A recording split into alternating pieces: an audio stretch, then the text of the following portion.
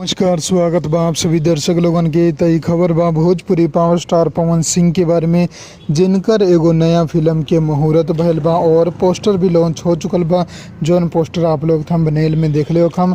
ई नया फिल्म के नाम बा न्यू इंडिया। जी हाँ, न्यू इंडिया बोलता भी है और ठोकता भी है।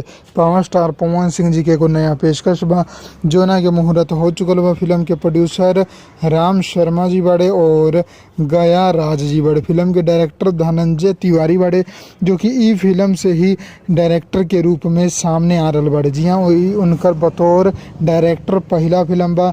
ये से पहले वो पवन सिंह जी के साथ एक एगो फिल्म में सह डायरेक्टर रह चुकल बड़े, यानी कि सह निर्माता रह चुकल बड़े। और अब वो खुला अपन आज़ाद स्वतंत्र डायरेक्टर बन के पवन सिंह के साथ ई फिल्म साइन के बड़े, जोना के मुहूर्त बनारस में कल गए। बहुत जल्द फिल्म की शूटिंग भी स्टार्ट कर दिया जाए।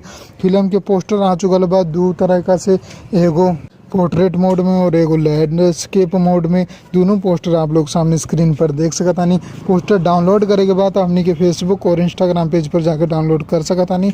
फुल HD क्वालिटी में अपलोड कर दिले बानी। और खबर पसंद आए बा तो लाइक करी। आगे भी आप लोगों के ऐसा नई खबर मिलते रही।